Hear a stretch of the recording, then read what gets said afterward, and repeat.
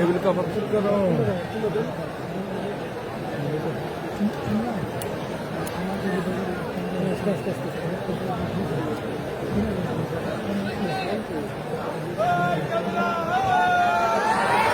সুপ্রিয় হাজিরিন, লিল্লাহে তাকবীর, লিল্লাহে তাকবীর, লিল্লাহে তাকবীর।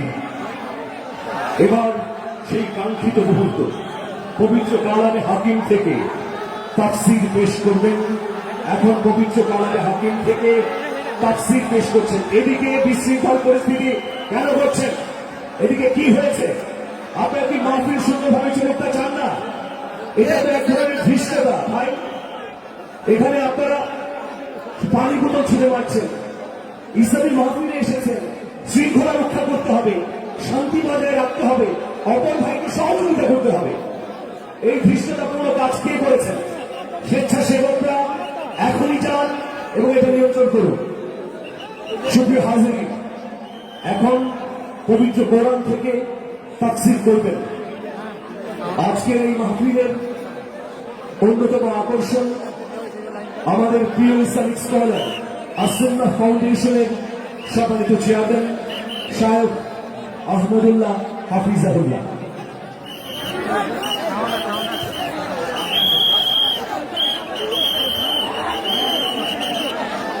আসসালামু আলাইকুম ওয়া রাহমাতুল্লাহি ওয়া বারাকাতুহু।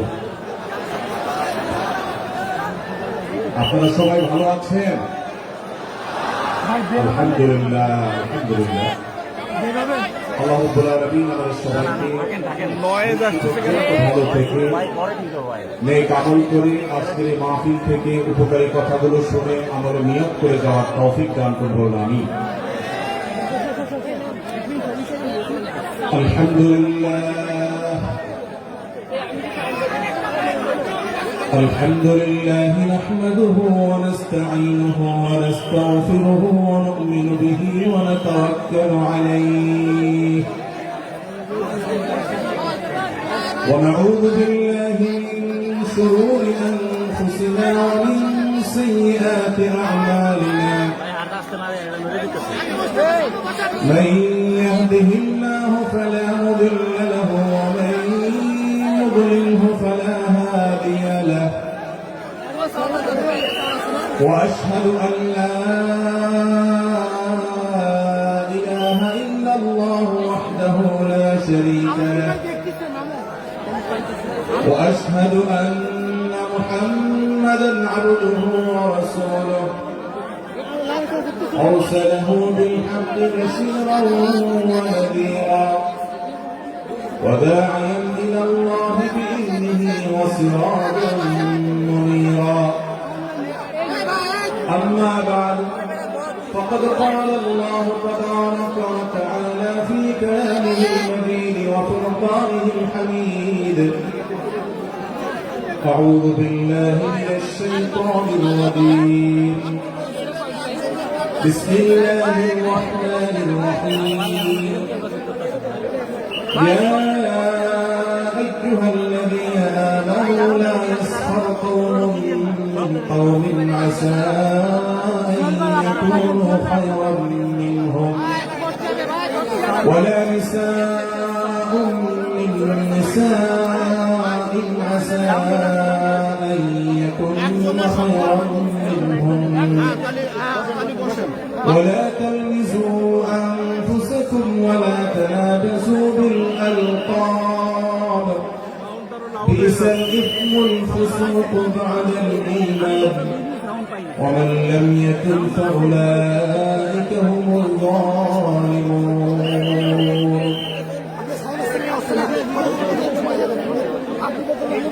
আব্দুল ফাউন্ডেশন কর্তৃক আয়োজিত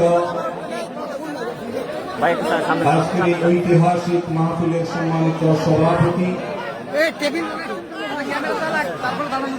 ওয়াজিবুল ইহতিরাম সম্মানিত উলামায়ে কেরাম,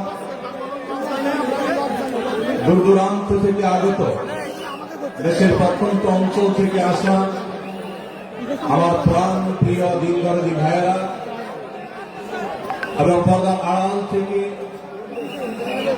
যে সমস্ত মা বোনরা আমাদের শুনছেন, সে সকল মা বোনেরা আল্লাহ রাব্বুল আলামিন আমাদেরকে কোরআনে কারীম থেকে নবী করিম সাল্লাল্লাহু আলাইহি ওয়াসাল্লামের হাদিস থেকে গুরুত্বপূর্ণ বক্তব্য শোনার জন্য আজ আব্দুল সকিনা মেডিকেল কলেজ হসপিটালের এই বিশাল মাঠে সমবেত হওয়ার তৌফিক দিয়েছেন, সেজন্য রব্বি কারীমের কাছে আমরা শুকরিয়া জানাই, আলহামদুলিল্লাহ। সম্মানিত উপস্থিতি, এই বিশাল বড় জনসমাগম, এই বিশাল বড় ওয়াজ মাহফিল, এই মাহফিলের শৃঙ্খলা রক্ষা করার জন্য এবং মাহফিলটিকে সুচারুরূপে শেষ পর্যন্ত সমাপ্ত করবার জন্য আমাদের প্রত্যেকের সহযোগিতা প্রয়োজন। আমরা অনেকেই বেশ নীরবে নিঃশব্দে আলোচনা শুনছি, আবার এর মধ্যে আশপাশ থেকে বিভিন্ন আওয়াজ শোনা যাচ্ছে।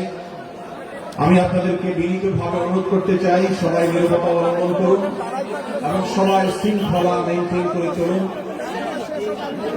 আমরা কিছুটা অসুবিধা অনুভব করছি, হয়তো অনেকে দেখতে পাচ্ছি না, কিন্তু বিশাল বড় মনিটর আছে, অনেকগুলো মনিটর এলইডি মনিটর রাখা আছে। অতএব আমরা যদি একটু ধৈর্য ধারণ করি, মনোযোগ দিয়ে কথা শুনি, তাহলে সেটা আমাদের উপকারে আসবে ইনশাআল্লাহ। আজকের এই মাহফিলে আসার আমাদের যে মূল উদ্দেশ্য, কোরআন এবং হাদিস থেকে আলো গ্রহণ করা, আমাদের জীবনকে কোরআনের আলোতে আলোকিত করা, আল্লাহ এবং তার রাসূল সাল্লাল্লাহু আলাইহি ওয়াসাল্লামের আদর্শে আমাদেরকে আদর্শবান হিসেবে গড়ে তোলা। আমরা সে আদর্শের সঠিক শিক্ষা গ্রহণ করবার প্রয়োজনে প্রত্যেকে ধৈর্য ধারণ করি, সবর করি এবং যে সমস্ত অসুবিধাগুলো আমাদের হচ্ছে, অনেকে দেখতে পাচ্ছেন না, সে অসুবিধাগুলো আজকের এই মাহফিলটি, এই মাহফিল প্রথম মাহফিল। ইনশাআল্লাহ কর্তৃপক্ষ পরবর্তীতে এই মাহফিল যখন আয়োজন করবে, আমরা আশা করবো তারা এবারের ভুলগুলো শুধরে নিয়ে পরবর্তীতে দর্শকদের কোনো অসুবিধা যেন না হয় সেই দিকটি তারা বিবেচনা করবেন। আমি আপনাদেরকে ধৈর্য ধারণ করার অনুরোধ করছি, আপনারা সবাই সবর করে ধৈর্য ধারণ করে নীরবে নিঃশব্দে আলোচনা শুনুন। আল্লাহ আমাদের সবাইকে তৌফিক দান করুন। আমাদের আশেপাশে যারা কথা বলছেন, যারা শব্দ করছেন, সেই সমস্ত ভাইদেরকে আশপাশের ভাইরা অনুরোধ করে, অনুনয় বিনয় করে, শক্ত ভাষায় নয়, সবলতার সাথে, বিনম্রতার সাথে অনুরোধ করে তাদেরকে আমরা তর্জন করে, অনুরোধ করে, রিকোয়েস্ট করে তাদেরকে আমরা নীরব করি, নিঃশব্দ করি এবং নীরবে ওয়াজ এবং আলোচনা শোনার পরিবেশ যেন তারা করেন, সেজন্য তাদেরকে সহযোগিতা করি। মাশাআল্লাহ, অনেকখানি নিস্তব্ধ হয়েছে, বাকি যে আওয়াজ হচ্ছে সেটাও আমরা বন্ধ করার চেষ্টা করি। কোরআনের মজলিসে, কোরআনের আলোচনার মজলিসে যদি বিশৃঙ্খলা করা হয়, আলোচনা করা হয়, কথাবার্তা বলা হয়, অন্যকে শুনতে অসুবিধা সৃষ্টি করা হয়, তাহলে সেটা আলাদা একটা গুনাহের কাজ, যেটা ওয়াজের প্যান্ডেলে বসে এই গুনাহের কাজ কোন অবস্থাতে আমরা করতে পারি না। সেজন্য আমরা আশা করব শেষ পর্যন্ত ইনশাআল্লাহ আজকে এই 3 দিন ব্যাপী তাফসীর কোরআন মাহফিলের শেষ দিন, একবারে শেষ মুহূর্ত পর্যন্ত আমরা নীরব নিস্তব্ধ হয়ে আলোচনা শুনবো। সারা দেশে যত শত সহস্র মাহফিল হচ্ছে, আজকের এই মাহফিল নানা কারণে অনন্য এবং একটা বিশেষ দৃষ্টান্ত স্থাপন করেছে। আজকের এই মাহফিলের অন্যতম বৈশিষ্ট্য হল যে এই মাহফিলে গতানুগতিক মাহফিলগুলোর মতো গভীর রাত পর্যন্ত আলোচনা হয় না। এটি একটি ভালো দিক এবং একটি আদর্শ মাহফিলের অন্যতম পূর্বশর্ত। গভীর রাত পর্যন্ত দূর দূরান্তে মাইক লাগিয়ে ওয়াজ মাহফিল আয়োজন করা কোন আদর্শ মাহফিলের চিত্র হতে পারে না। সেই বিচারে, সেই দৃষ্টিকোণ থেকে আব্দুল ফাউন্ডেশনের আজকের এই মাহফিলটি অত্যন্ত চমৎকার এবং অসাধারণ মাহফিল। কারণ এই মাহফিলের গত 2 দিনের খবর আমি নিয়েছি এবং আজকের দিন সম্পর্কে আমি জেনেছি যে গভীর রাত পর্যন্ত এবং দূর দূরান্ত পর্যন্ত মাইক লাগিয়ে মানুষকে ডিস্টার্ব করার মতো মাহফিল এখানে হচ্ছে না। এটি একটি ভালো দিক। দ্বিতীয়ত হলো, ওয়াজ মাহফিল থেকে শুধুমাত্র ওয়াজ বা আলোচনা নয়, এখান থেকে দ্বীনি বই পুস্তক, কোরআন এবং হাদিসের আলোকে রচিত যে সমস্ত ধর্মীয় বই পুস্তক আমাদের প্রয়োজন হয়, সেই সমস্ত বইয়ের প্রয়োজন মেটাবার জন্য আপনারা জানেন এখানে 20-25টি বুক স্টলের ব্যবস্থা করা হয়েছে। বিশাল বড় বই মেলার আয়োজন করা হয়েছে। অর্থাৎ জ্ঞান বিতরণের 2টি মাধ্যম এখানে একসঙ্গে পাওয়া যাচ্ছে। আমরা কোরআন থেকে আলোচনা শুনছি আবার কোরআন হাদিসের আলোকে রচিত বই পুস্তক আমরা সাথে নিয়ে যেতে পারছি, এটিও এই মাহফিলের একটি বিশেষ বৈশিষ্ট্য।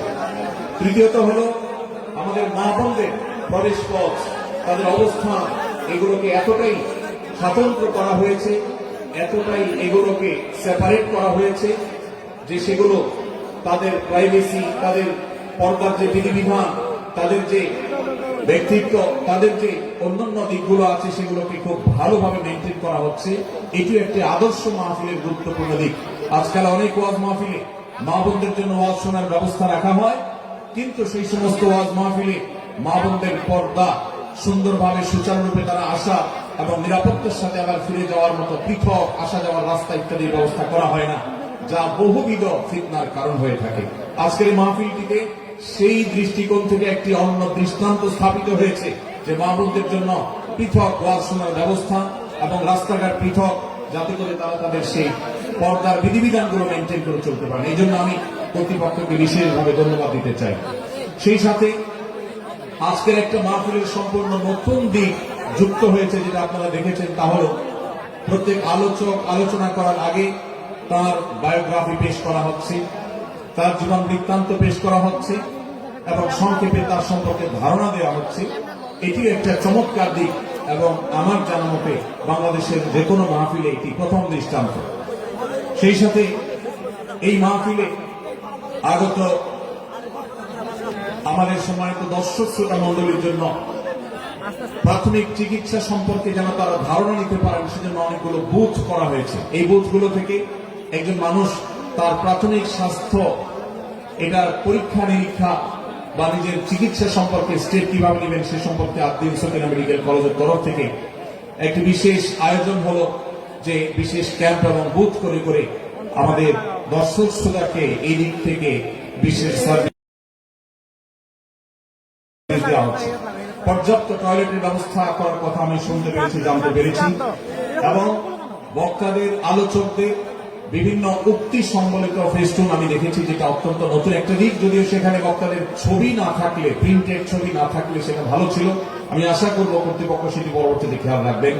সেই সাথে আমি একটি বিশেষ অনুরোধ তাদেরকে করেছি, তা হলো এই 3 দিন ব্যাপী তাফসীর কোরআন মাহফিলে আলোচকগণ কোরআন এবং হাদিস থেকে যে সমস্ত আলোচনা বক্তব্য পেশ করেছেন এবং করবেন, তার সবগুলো সামারি একটি স্মারক গ্রন্থ আকারে যদি প্রকাশ করা হয়, একটি স্মারক পুস্তিকা আকারে প্রকাশ করার পর যদি বিতরণ করা হয়, তাহলে মাহফিলটি হারিয়ে যাবে না, মাহফিলটি আমাদের ঘরে ঘরে থেকে যাবে, আমাদের জীবনকে আলোকিত করবে। আমি আশা করব ওয়াজ মাহফিল, যেটি এই দেশের সবচেয়ে প্রাচীনতম কালচারের অন্যতম, এদেশের সবচেয়ে শক্তিশালী সংস্কৃতির অন্যতম হলো ওয়াজ মাহফিল। এই ওয়াজ মাহফিলগুলো আদর্শ ওয়াজ মাহফিলে পরিণত হবে। এই ওয়াজ মাহফিলগুলো মানুষের বিরক্তির কারণ হবে না। শহর এলাকায় রাত বিরাতে গভীর রাত পর্যন্ত দূর দূরান্তে মাইক লাগিয়ে মানুষের দুর্ভোগ সৃষ্টির কারণ হবে না। উচ্চ শব্দ দিয়ে মানুষকে বিরক্ত করার কারণ হবে না মাহফিলগুলো। আমরা যদি আদর্শ ওয়াজ মাহফিলের দৃষ্টান্ত স্থাপন করতে পারি, তাহলে এই দেশ কোরআনের আলোয় আলোকিত হবে, হাদিসের আলোকে আলোকিত হবে, আমাদের ঘরগুলো আলোকিত হবে দ্বীনের নূর এবং আলো দ্বারা। আল্লাহ রাব্বুল আলামিন আমাদের সবাইকে কোরআন এবং হাদিসের আলো থেকে আলোকিত হওয়ার তৌফিক দান করুন। আজকের এই মাহফিলে আমরা যেরকম সবাই সমবেত হয়েছি, মাশাআল্লাহ, চরম নীরব নিস্তব্ধ পরিবেশে সবাই পিনপতন নীরব হয়ে এই মুহূর্তে কথা শুনছি। আমি আশা করব শেষ মুহূর্ত পর্যন্ত আমরা এই অবস্থা বজায় রাখবো। আরশে আজিমের মালিকের কাছে ফরিয়াদ করি, হে আল্লাহ, হে আরশের মালিক, আপনি আমাদের সবাইকে এখানে যেরকম একত্রিত হওয়ার তৌফিক দিয়েছেন, জান্নাতুল ফেরদাউসের আঙিনা প্রিয় হাবিব মুহাম্মদ মুস্তাফা সাল্লাল্লাহু আলাইহি সাল্লামের সাথে আমাদেরকে এরকম একত্র হওয়ার, সমবেত হওয়ার তৌফিক দান করুন, বলুন আমিন। সম্মানিত ভাইরা, আমি আপনাদের সম্মুখে কোরআনে কারীমের গুরুত্বপূর্ণ একটি সূরা, সূরা হুজুরাতের একটি আয়াত তেলাওয়াত করেছি। সূরা হুজুরাতের 7টি বিশেষ সামারি আপনাদের সামনে আমি তুলে ধরতে চাই।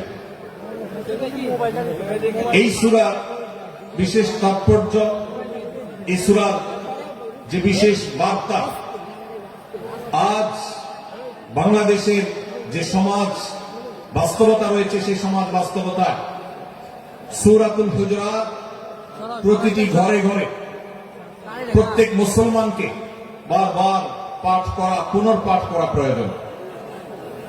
আমার রব, আমার আল্লাহ যদি আমাকে শক্তি সামর্থ্য দিতেন, আমি আমার দেশের প্রত্যেক মুসলিম ভাইকে বোনকে হাত জোড় করে, অনুরোধ করে, অনুনয় বিনয় করে সূরাতুল হুজুরাতের শুরু থেকে শেষ পর্যন্ত যে 18টি আয়াত রয়েছে, এই 18 আয়াতে ঐতিহাসিক যে 7টি বিশেষ বার্তা রয়েছে, সে বার্তাগুলো গ্রহণ করবার উদ্দেশ্যে বারবার অর্থ সহকারে সূরাতুল হুজুরাত বুঝে বুঝে পড়া, এর তাফসীর দেখার, এই সামারিকে বারবার জানার জন্য আমি অনুরোধ করতাম। আল্লাহ তাআলা আমাদের সবাইকে সূরাতুল হুজুরাত এর আলো দ্বারা সবাইকে আলোকিত হওয়ার তৌফিক দান করুন।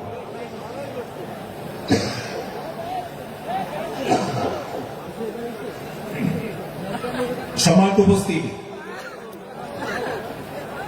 আমি যে সূরার সামারি আপনাদেরকে বলতে যাচ্ছি, যে সূরাকে সামনে রেখে আজকের এই ঐতিহাসিক মাহফিলে কোরআনে কারীমের দেওয়া 7টি বার্তা দিতে চাইছি, সেই সূরার নাম হলো সূরাতুল হুজুরাত। এই সূরা কোরআনে কারীমের 26তম পারায় অবস্থিত এবং এই সূরা কোরআনে কারীমের সূরার যে সিরিয়াল, সেই সূরার সিরিয়ালে 49তম সূরা। এই সূরার আয়াত সংখ্যা হলো 18।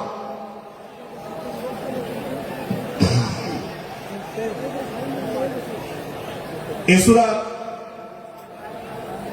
প্রথম থেকে পঞ্চম আয়াত পর্যন্ত, প্রথম এই 5টি আয়াতে আল্লাহ রাব্বুল আলামিন তার প্রিয় নবী মুহাম্মদ মুস্তাফা সাল্লাল্লাহু আলাইহি ওয়াসাল্লাম, সবাই দরুদ পড়ি, সাল্লাল্লাহু আলাইহি ওয়াসাল্লাম, প্রিয় নবীজির নাম শুনলে দরুদ পাঠ করতে হয়, তার জন্য দোয়া করতে হয়।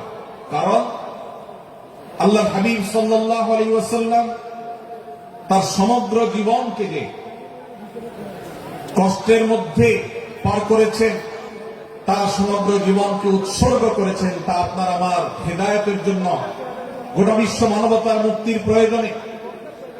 যিনি তার জীবনকে, যৌবনকে শেষ করে দিয়েছেন, তার সমগ্র জীবনে কখনো ভোগ, উপভোগ, এটিকে কখনো তিনি প্রশ্রয় দেননি, প্রাধান্য দেননি। দিনাতিপাত করেছেন অত্যন্ত কষ্টের সাথে, শত সহস্র বাধার সম্মুখীন হয়েছেন, শুধুমাত্র কিয়ামত পর্যন্ত আগত সকল মুসলিম নরনারীর কাছে যেন কোরআনের বার্তা পৌঁছে যায়, সবাই যেন হেদায়েত প্রাপ্ত হয়ে যায়, সবাই যেন মুক্তি প্রাপ্ত হয়ে যায়, সবাই যেন জান্নাতি হয়ে যায়, সবাই যেন জাহান্নাম থেকে মুক্তি লাভ করে, এই উদ্দেশ্যে তার সমগ্র জীবনকে তিনি উৎসর্গ করেছেন। আমাদের হেদায়েতের জন্য, আমাদের কল্যাণের পথে আহ্বানের জন্য, আমাদের জান্নাতে নেওয়ার জন্য, যার সমগ্র জীবনে কখনো ভোগ উপভোগকে প্রশ্রয় দেননি, কষ্টে নিপতিত হয়েছেন।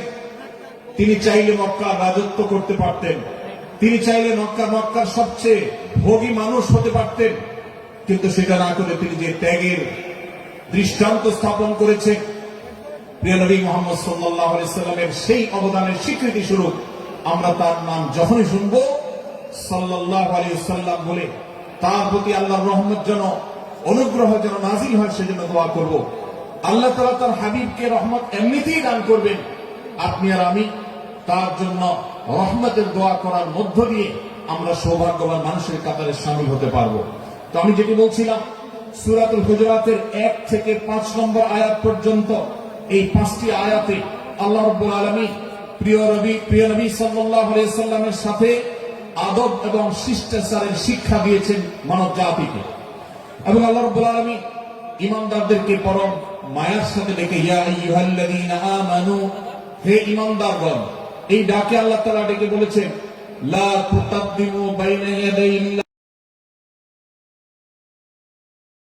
ওয়া রাসূলিহি, তোমরা আল্লাহ এবং তার রাসূলের সামনে আগ বেড়ে কোনো কথা বলবে না, আগ বেড়ে কোনো কাজ করবে না। একজন ঈমানদার, একজন মুসলমান, তার এই শিষ্টাচারের শিক্ষা তার জীবনে ধারণ করতে হবে। যখনই আল্লাহ কোনো কথা বলেছেন, আল্লাহ রাসূল সাল্লাল্লাহু আলাইহি সাল্লাম কোনো কথা বলেছেন, এটি নিশ্চিত হতে পারবো আমরা, তখন একজন ঈমানদার আর কখনো সেটার উপর কোনো কথা বলবে না। আগ বেড়ে কোনো কিছু করবে না, কোন প্রকার সীমা লঙ্ঘন করবে না। আল্লাহ রাসূল, আল্লাহ বলেছেন, আল্লাহ রাসূল বলেছেন, এটি শোনার পর সে তার আপদ মস্তককে সারেন্ডার করবে, সে নিজেকে আত্মসমর্পণ করবে। এরপর তার কোন যুক্তিকে, কোন বুদ্ধিকে, তার কোন মতামতকে সে সেখানে আর দাঁড় করাবার চেষ্টা করবে না। এটা একজন শিষ্টাচার বিশিষ্ট ইমানদারের বৈশিষ্ট্য।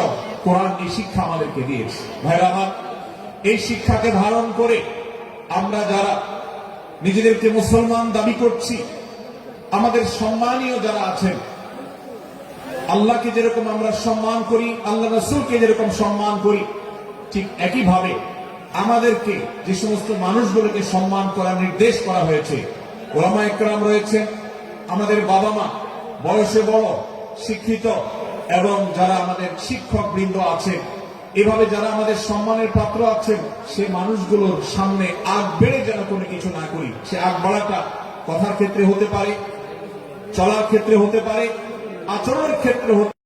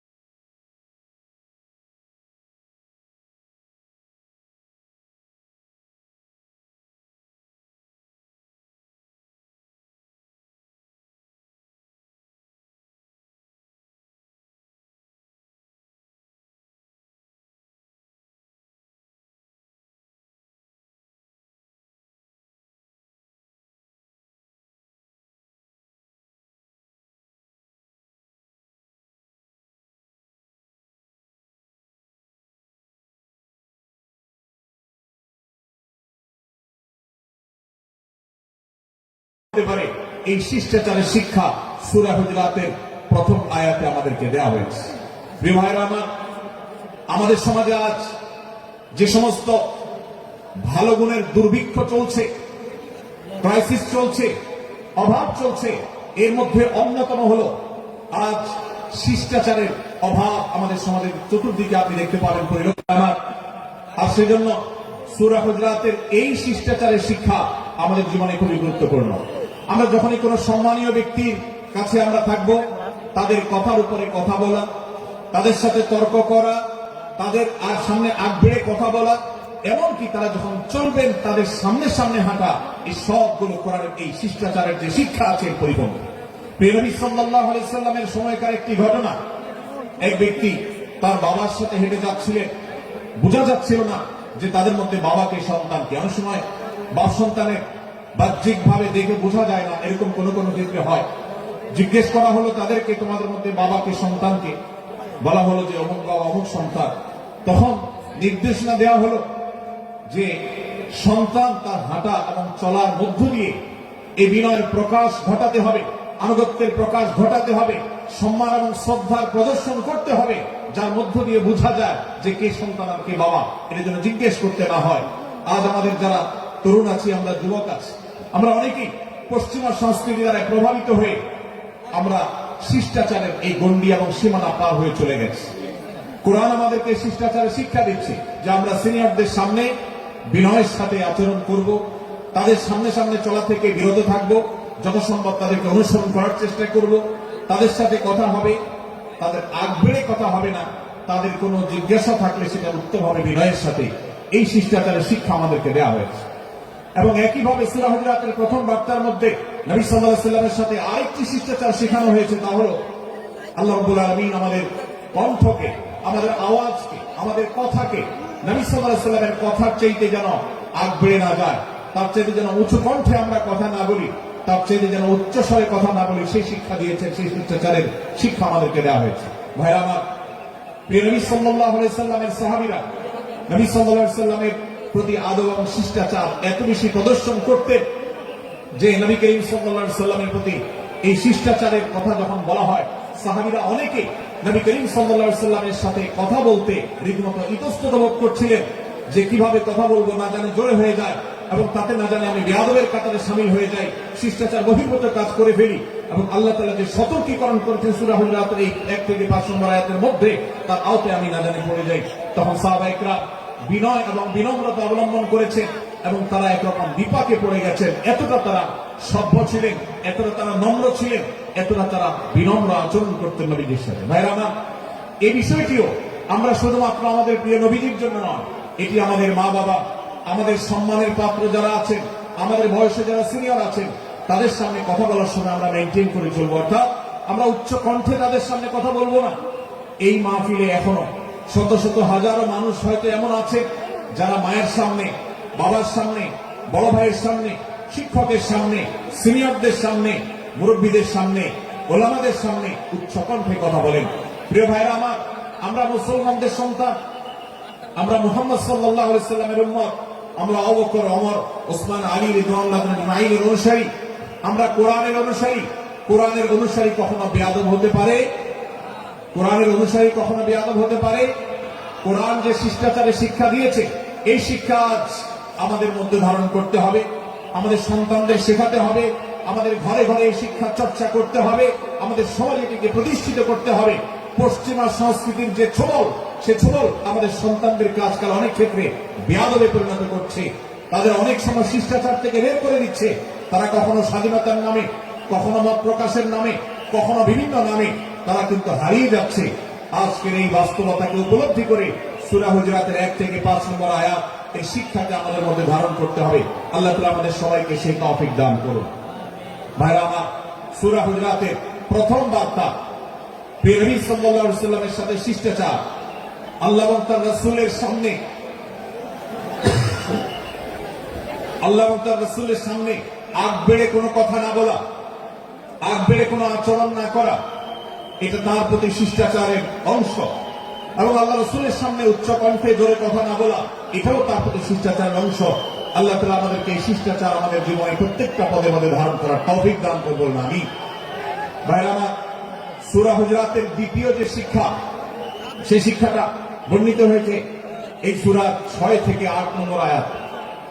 6 থেকে 8 নম্বর এই আয়াতের মধ্যে আল্লাহ রাব্বুল আলামিন আমাদেরকে দ্বিতীয় শিক্ষা দিয়েছে, ঈমানদার কখনো কোন কথা বলার আগে সেই কথা সত্য কিনা, বাস্তব কিনা সেটি যাচাই বাছাই না করে বলবে না। ঈমানদার কখনো গুজবে কান দিবে না। ঈমানদার কখনো শোনা কথার উপরে ভিত্তি করে কোনো সিদ্ধান্ত গ্রহণ করবে না। এই শিক্ষাটাও আজকের বাস্তবতার আলোকে আমাদের সমাজের জন্য অত্যন্ত গুরুত্বপূর্ণ এবং প্রয়োজনীয়। প্রিয় ভাইরা আমার, আমাদের চতুর্পাশে যদি আমরা তাকাই, আমরা দেখতে পাবো সোশ্যাল মিডিয়াতে, ফেসবুকে আজকাল কোন তথ্য উপাত্ত পেলে সেটার পরখ করা ছাড়া, যাচাই বাছাই করা ছাড়া, সত্য অসত্য নিরূপণ করা ছাড়া আমরা অনেকে সেটার প্রচার প্রচারণা নেমে যাই। আমরা অনেকে সেটা শেয়ার দেওয়া শুরু করে দিই। আমরা অনেকে এটার উপর ভিত্তি করে অনেককে নিন্দা বন্ধ করা শুরু করে দিই।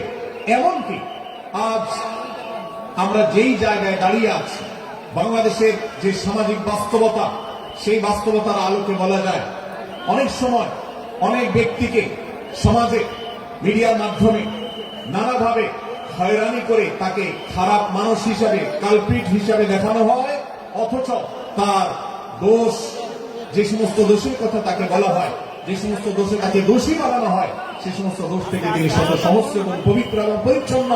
ভাইরা আমার, আজকের এই বাস্তবতায় আমাদেরকে বিশেষ করে লক্ষ্য রাখতে হবে যে আমরা যেই কোনো মূল্যে, যেই কোনো ভাবে যেন কোন প্রকার গুজবে কান না দেই, আমরা যেন গুজব থেকে বেঁচে থাকি। আল্লাহ তাআলা আমাদেরকে তৌফিক দান করুন। ভাই, এদিকে অনেক বেশি বাঁশির আওয়াজ শোনা যাচ্ছে। স্বেচ্ছাসেবকরা বাঁশির আওয়াজ দেওয়া ছাড়া আপনারা ভলান্টিয়ারি করুন। এত বেশি বাঁশির আওয়াজ আসছে যে কথা বলা কঠিন হয়ে যাচ্ছে। অনুগ্রহ করে বাঁশির আওয়াজ কম করে আপনারা ভলান্টিয়ারি করুন। এখনো অনেক বাঁশির আওয়াজ শোনা যাচ্ছে, বাঁশির আওয়াজগুলো বন্ধ করুন। মাশাআল্লাহ, এখন বন্ধ হয়েছে। আমরা মেহেরবানি করে বাম পাশে থেকে কিছুটা আওয়াজ পাচ্ছি, একটু নীরব নিস্তব্ধ হওয়ার জন্য অনুরোধ করছি। একটু নীরব নিস্তব্ধ না হলে কথা বলা যাবে না। অনুগ্রহ করে আমরা একটু সহযোগিতা করি এবং সবাই নীরব থাকি। ভলান্টিয়াররা অপ্রয়োজনে বাঁশির আওয়াজ দিবেন না, অপ্রয়োজনে বাঁশির আওয়াজ দিবেন না। আমাদের দেশে শব্দ দূষণ, শব্দ সন্ত্রাস, এটা এই দেশের কমন কালচার হয়ে গেছে। রাস্তায় যাবে, প্রয়োজনে অপ্রয়োজনে গাড়ির হর্ন বাজাবে, যে কোনো প্রোগ্রামে যাবেন প্রয়োজনে অপ্রয়োজনে বাঁশি বাজানো হবে। কদিন আগে 31st নাইট গেছে, আপনারা দেখেছেন। এত প্রচারণা, এত সতর্কীকরণের পরেও, আইন শৃঙ্খলা রক্ষাকারী বাহিনী এত সতর্ক থাকার পরেও আপনারা দেখেছেন এক শ্রেণীর বুদ্ধি প্রতিবন্ধীরা তারা 31st নাইট উদযাপনের নামে শব্দ সন্ত্রাস করেছে। শত শত হাজার মানুষের কষ্টের কারণ হয়েছে। প্রিয় ভাইরা আমার, ধর্ম হোক আর রাজনীতি, বিনোদন হোক আর আনন্দ হোক, যেই কোনো নামে যদি শব্দ সন্ত্রাস সৃষ্টি করে বা অতিরিক্ত শব্দ দূষণ করে, শব্দ সৃষ্টি করে মানুষকে অতিষ্ঠ করার কারণ হয়, সেটা কোন সভ্য সমাজের দৃশ্য হতে পারে না। আমরা সেই ইসলামের অনুসারী যে ইসলামে আমাদের প্রিয় নবী সাল্লাল্লাহু আলাইহি ওয়াসাল্লাম মসজিদে নববীতে তার একান্ত পরিবেশের মধ্যে এক সাহাবী জোরে কোরআন তেলাওয়াত করছিলেন। তিনি তাকে বলছিলেন, তুমি কোন বধির রবকে শোনাচ্ছ না, তোমার রব সবকিছু শুনতে পান, অতএব তুমি তোমার এই উচ্চ কণ্ঠের তেলাওয়াত দিয়ে আশপাশে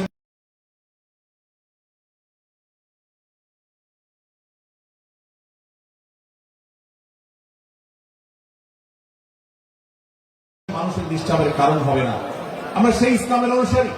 অতএব ওয়াজ মাহফিলের মাধ্যমেও যাতে কোনো মানুষ শব্দ এর মাধ্যমে যদি মানুষকে অতিষ্ঠ করা হয়, তাহলে সেটি কখনো কোনো সভ্য সমাজের কাজ হতে পারে না।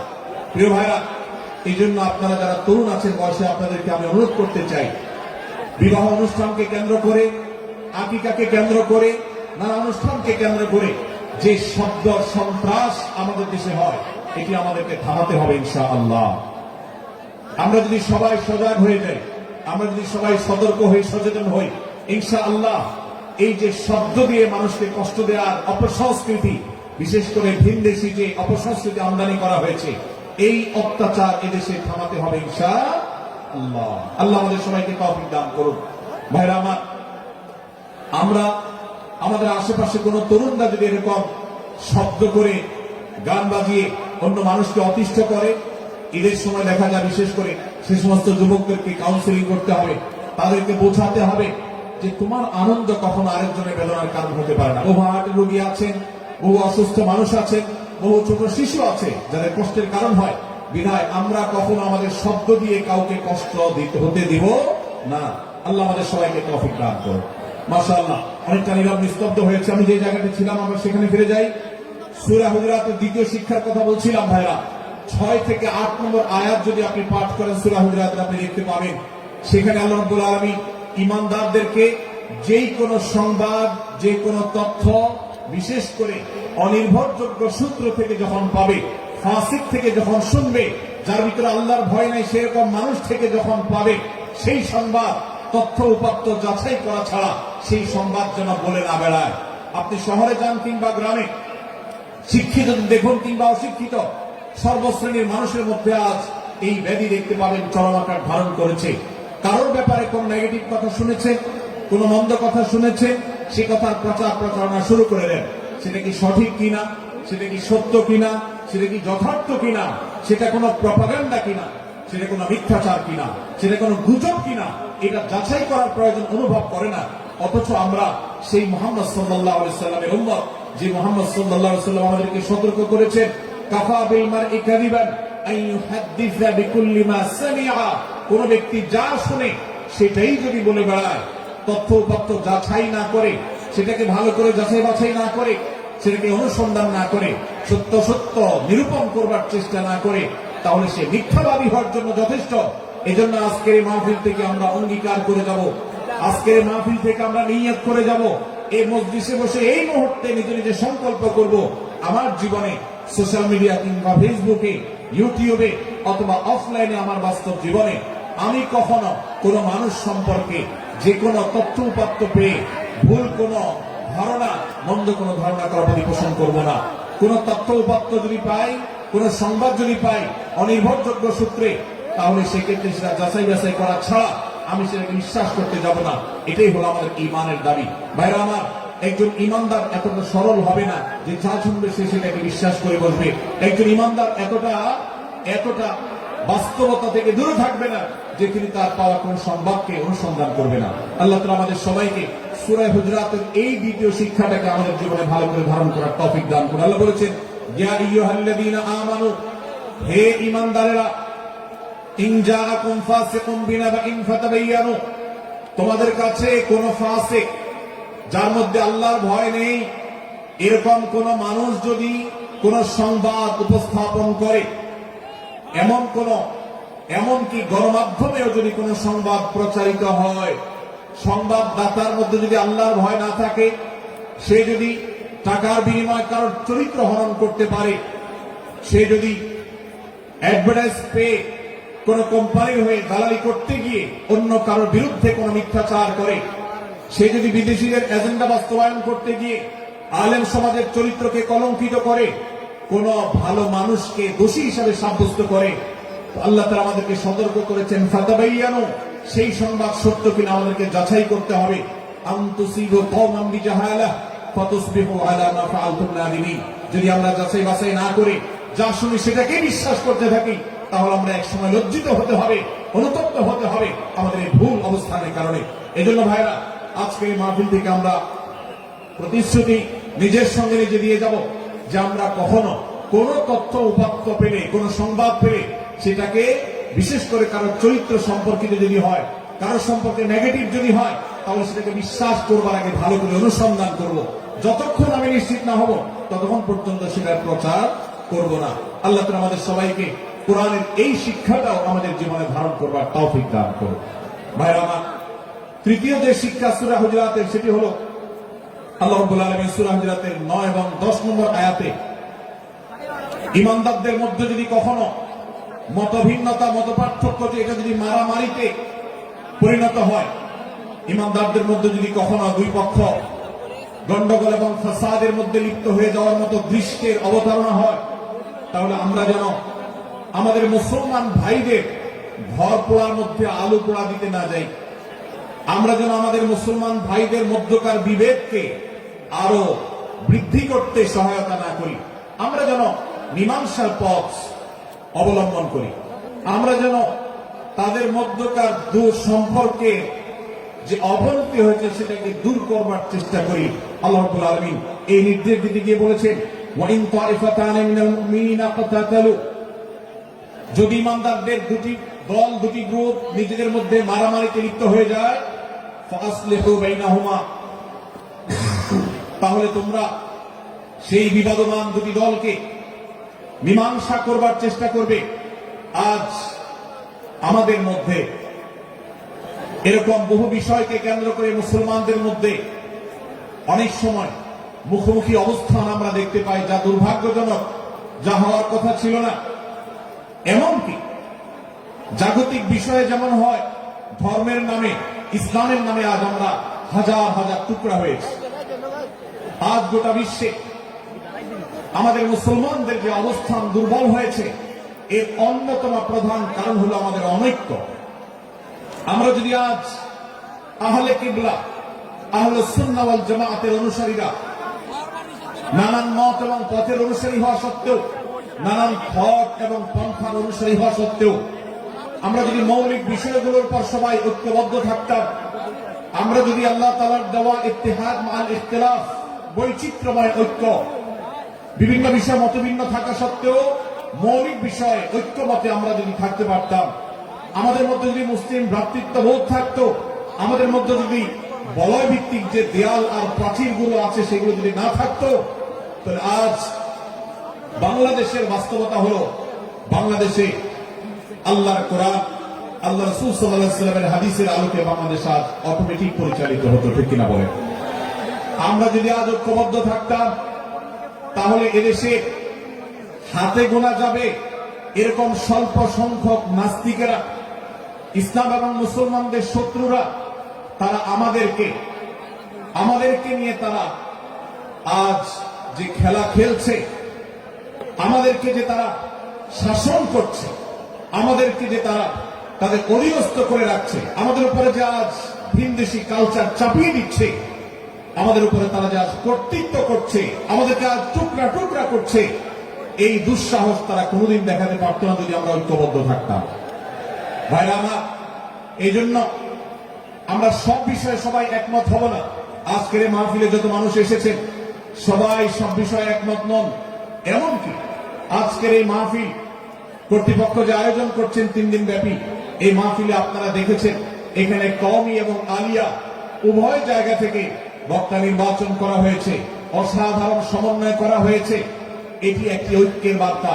আমরা আশা করব মাঠ পর্যায়ে আমরা যারা কাজ করব, আমরা প্রত্যেকে আমাদের অন্য মতের, ভিন্ন মতের যে সমস্ত মুসলমান ভাইরা আছেন, তার সাথে আপনার কোন থটগত মত পার্থক্য থাকতে পারে, চিন্তাগত কোন ভিন্ন মত থাকতে পারে, কিন্তু দিন শেষে তিনি আপনার মুসলমান ভাই।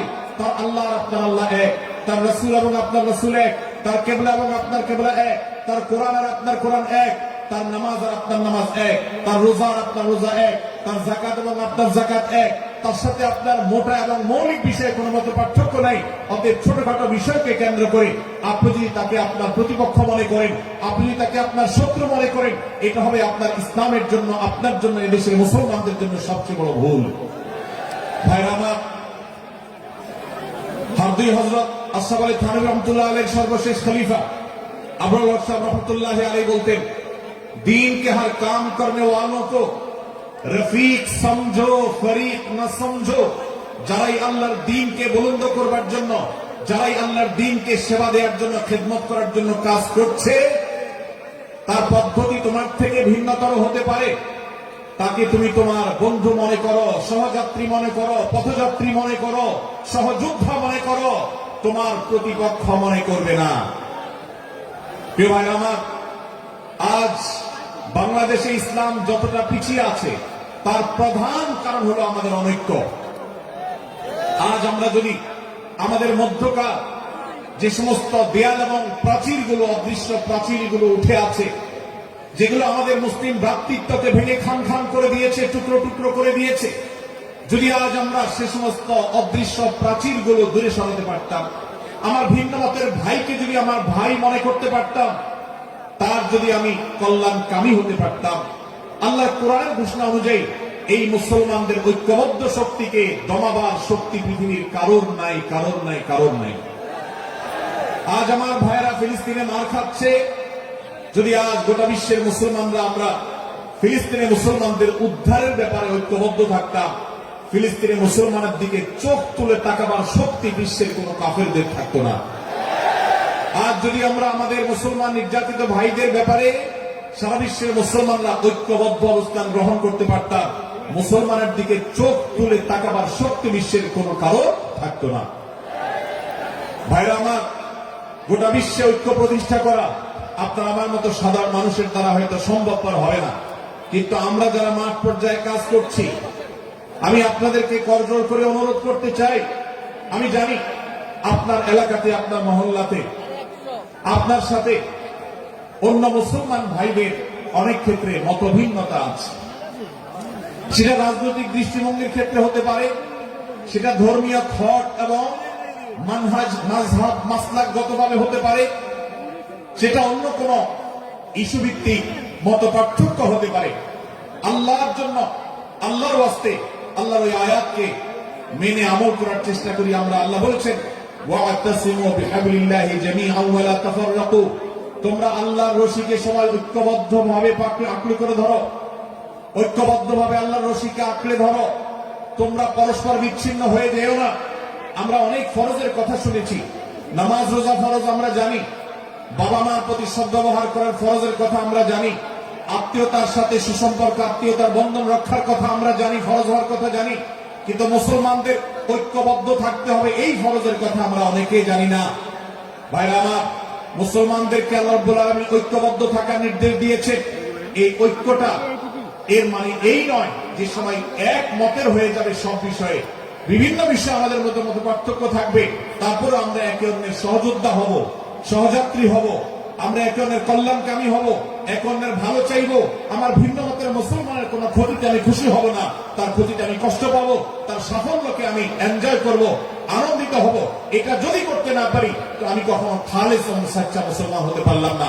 আল্লাহ তাআলা আমাদের অন্তরগুলোকে উদার করে দিন, ব্রড করে দিন, প্রশস্ত করে দিন, বড় করে দিন, উম্মার ঐক্যের প্রয়াসী হওয়ার তৌফিক দান করুন। আমি ভাইরা আমার, আমরা মহল্লা মহল্লা, এলাকা এলাকায়, মসজিদে মসজিদে, আমাদের নিজস্ব বলয়ে, নিজস্ব অঙ্গনে আমরা চেষ্টা করব ভিন্ন ভিন্ন মতের মুসলিম ভাইকেও আমার ভাই হিসাবে আঁকড়ে ধরার, আপন করা। ডক্টর খন্দকার আব্দুল্লাহ জাহাঙ্গীর রাহমাহুল্লাহ এই অঞ্চলের সন্তান। তিনি বলতেন, বেদাতে লিপ্ত কোন মুসলমান, তার ব্যাপারে আমি মনে করি আমার ভাই ভুলের মধ্যে আছে, তার ব্যাপারে আমার মায়া মমতা কাজ করে, আমি তার কল্যাণকামী, তাকে আমার ভাই মনে করি। ঠিক একইভাবে আমার কোন মুসলমান ভাইয়ের সাথে যে আমার ভিন্ন মতের কারণে আমার মনে হয় যে তিনি ভুল পথে আছেন, তারপর তাকে আমি শত্রু ভাববো না, তার কল্যাণ আমি চাইবো না। আজ বাংলাদেশের বাস্তবতা যদি আমরা তাকাই, দেখতে পারবো ইসলাম এবং মুসলমানদের যত শত্রু আছে, আমরা দেখেছি গত কয়েক যুগ ধরে তাদের নিজেদের মধ্যে হাজারো বিভক্তি, হাজারো মত পার্থক্য থাকা সত্ত্বেও মুসলমানদের শত্রুতা করার ব্যাপারে তারা সবাই ঐক্যবদ্ধ। অথচ আমরা মুসলমানরা আমাদের আল্লাহ, আমাদের রাসূল, আমাদের কোরআন, আমাদের কিবলা, আমাদের সবকিছু এক হওয়া সত্ত্বেও ছোটখাটো বিষয়কে নিয়ে আমরা আমাদের মধ্যকার বিভেদের প্রাচীরগুলোকে দাঁড় করিয়ে রেখেছি, যার কারণে আমরা গোটা বিশ্বে যেমন মার খাচ্ছি, আমাদের এই প্রিয় মাতৃভূমিতেও আমরা সংখ্যায় সবচেয়ে বেশি হয়েও আমরা কালচারালি মাইনরিটি হয়ে আছি, সংস্কৃতিতে আমরা সংখ্যালঘু হয়ে আছি। সব ক্ষেত্রে আমাদেরকে ইগনোর করা হয়। 4 লক্ষ মসজিদের দেশে 4 লক্ষ ইমাম আছেন, 4 লক্ষ মুয়াজ্জিন আছেন। এই মসজিদগুলো এদেশে, এই নেটওয়ার্ক যতটা শক্তিশালী, এদেশের সকল রাজনৈতিক দলগুলোর নেটওয়ার্ককে যদি একত্র করা হয়, মসজিদগুলোর মতো এতটা শক্তিশালী নেটওয়ার্ক এদেশের সমাজে নাই। কিন্তু ওলামা ইকরামকে ইগনোর করা হয়, মুসলমানদের ইগনোর করা হয়। এদেশের আইনে কোরআন এবং সুন্নাহ, এদেশের মুসলমানদের ধ্যান ধারণাকে কখনো বিবেচনায় আনা হয় না। এই যে মুসলমানদের আজ দুরবস্থা, এর অন্যতম প্রধান কারণ হলো আমাদের হাজার হাজার ভাগে বিভক্তি। এই বিভক্তির দেয়ালগুলোকে তুলতে হবে কি হবে না? যদি হয় তাহলে আপনি নিজে থেকে শুরু করে দিন। আপনি যেই মতই লালন করেন না কেন, আপনার ভিন্ন মতের মুসলমানকে আপনি ভাই মনে করবেন, তার সাথে বুক মেলাতে আপনার কষ্ট হবে না, তার সাথে বসতে আপনার অসুবিধা হবে না। ভিন্ন মতের আলেম, এক মতের আলেম আরেক মতের আলেমের সাথে বসতে অসুবিধা হবে না। এক মতের অনুসারী আরেক মতের অনুসারীকে ভাই বলতে অসুবিধা হবে না। আমরা সোশ্যাল মিডিয়াতে নিজেদের মধ্যে কামড়াকামড়ি করবো না, নিজেদের মধ্যে আমরা ঝগড়া বিবাদ করবো না।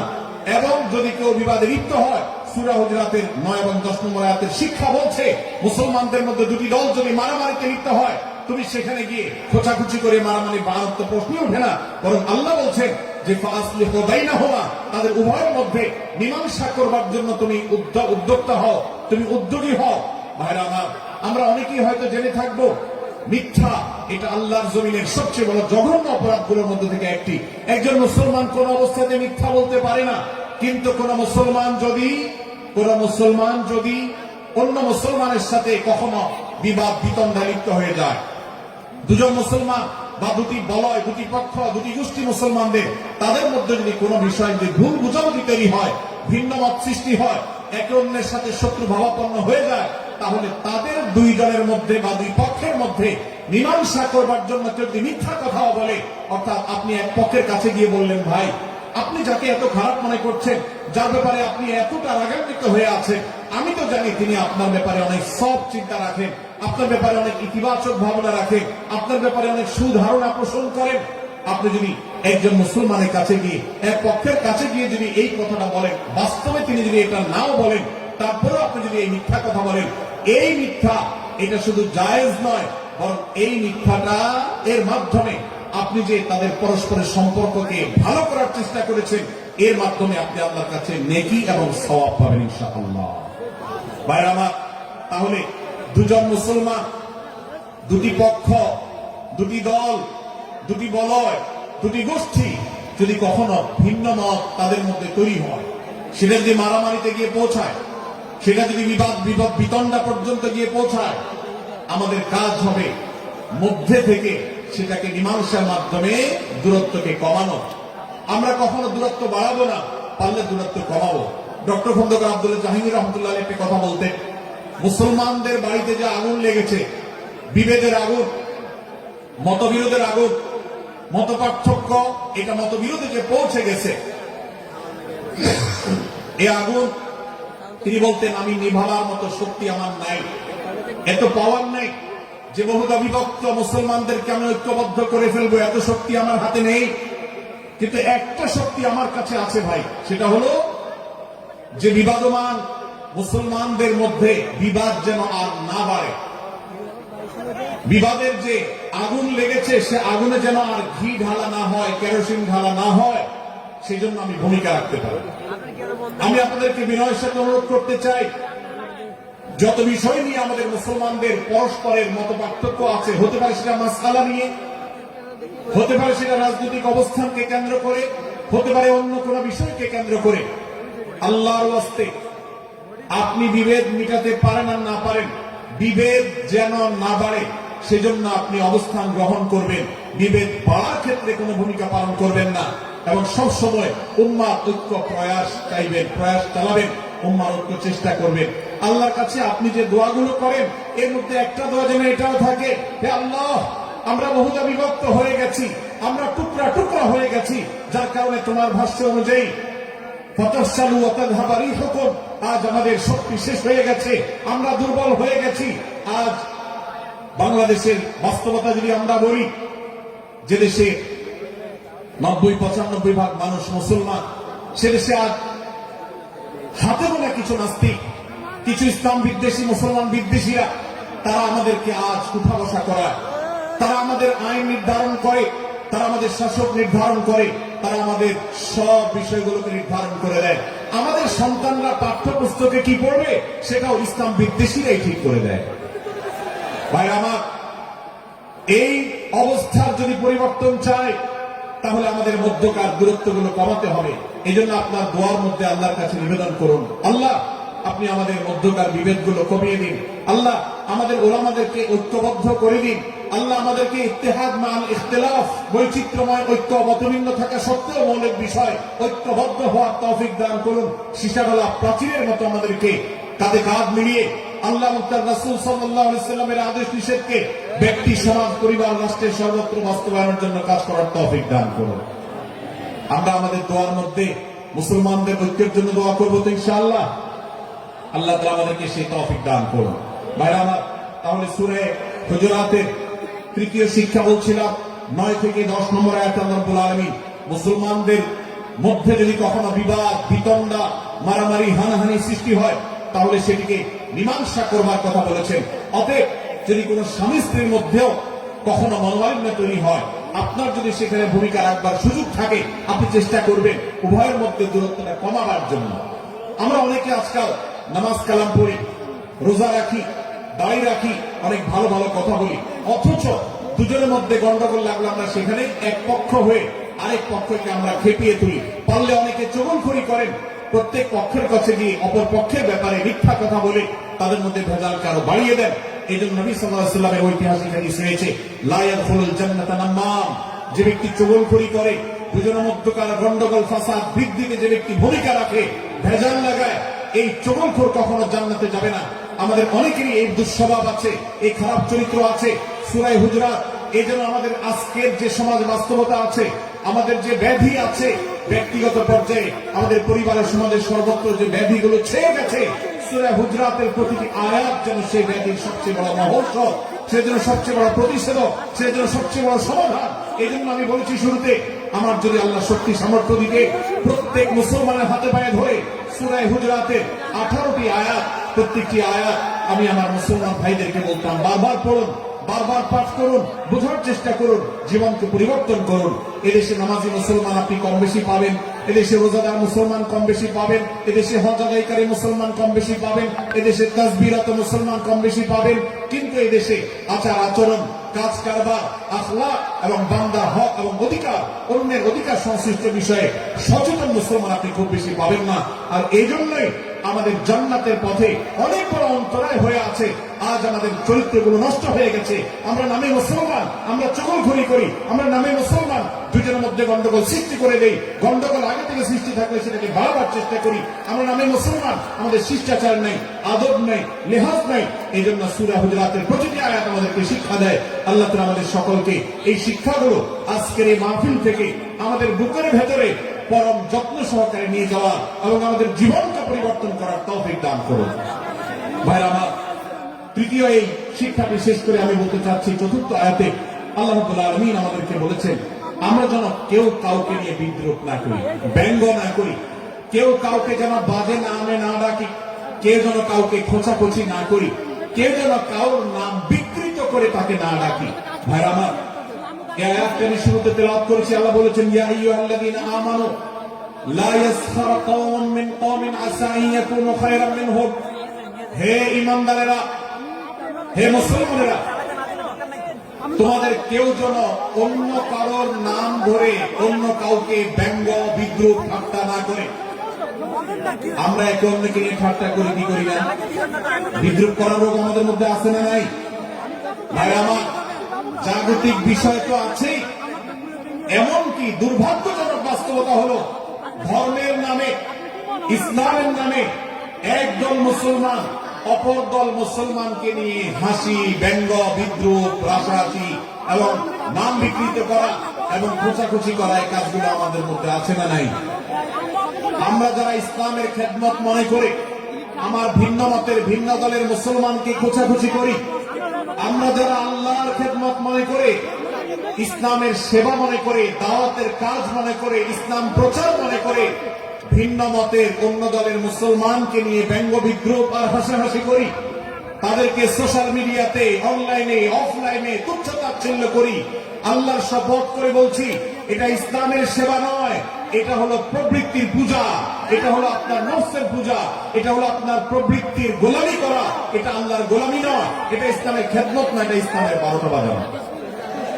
ভাইরা আমার, কোন অবস্থাতে একজন মুসলমান অন্য মুসলমানকে নিয়ে ব্যঙ্গ বিদ্রুপ করতে পারে না। আমার মুসলমান ভাই